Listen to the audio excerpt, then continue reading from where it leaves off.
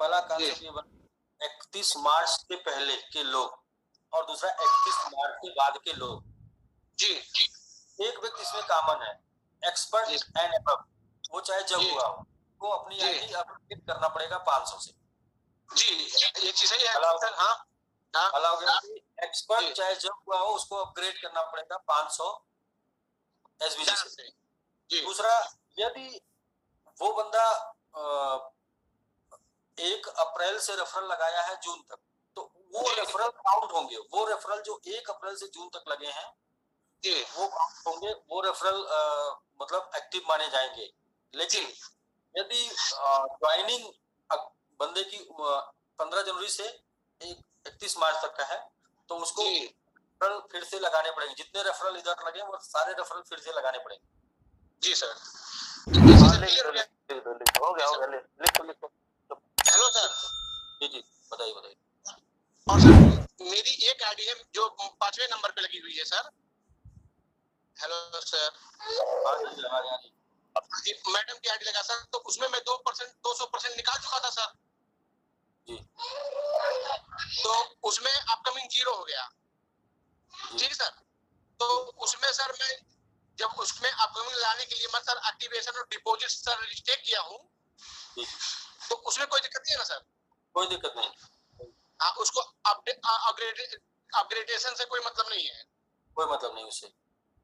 ठीक जो referral expert and above नहीं है, जो आईडी एक्सपर्ट एंड अबव नहीं, उसको अपग्रेडेशन से कोई मतलब नहीं है। उसको सिर्फ स्पॉन्सरिंग से। जी, और जो रेफरल मारा हो सर उस पे वो जो रेफरल मारा वो रेफरल आपने कब लगाया, ये आईडी कब की है, रेफरल कब लगाया, ये पूछो। आईडी का डेट तो बहुत पुरानी है। आईडी सर मेरी रेफरल लगाना पड़ेगा। आईडी यदि 31 मार्च से पुरानी है तो रेफरल लगाना पड़ेगा।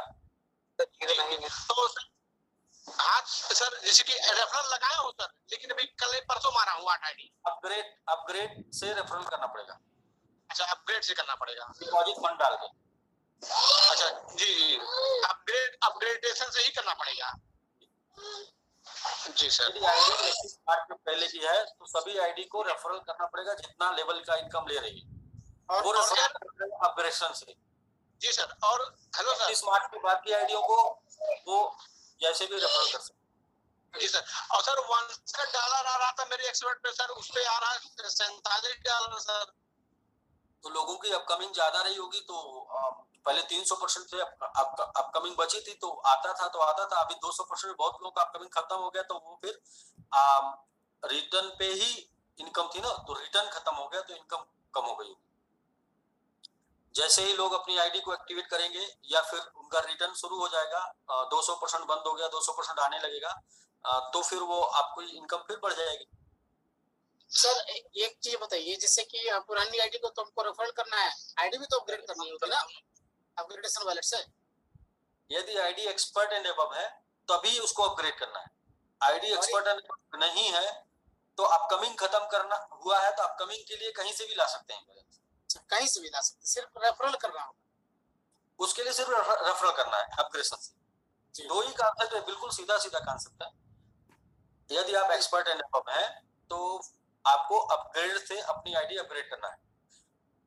यदि आप बिलो भी हैं लेकिन 31 मार्च तक के हैं तो आपको अपनी आईडी पर रेफरल करना होगा अपग्रेडेशन से। और वैसे अचीवर जितने हैं सबको रेफरल करना पड़ेगा, लेकिन जो रेफरल आप जो आईडी 31 मार्च के बाद लगी है उन पे रेफरल नहीं करना है, उनका जो रेफरल हुआ वो मान्य होगा। और यदि उनका वैलेट 0 हो गया तो आईडी अपग्रेड करना पड़ेगा। अचीवर नहीं है तो किसी भी अमाउंट से कर सकते हैं, डिपॉजिट से एक्टिवेशन कहीं से भी कर सकते हैं। बहुत अच्छा। तो हमारे साथ जुड़ चुके हैं लखन साहनी जी, अनम्यूट करिए सर। उम्मीद है कि सत्य प्रकाश जी आपको जवाब मिल गया है।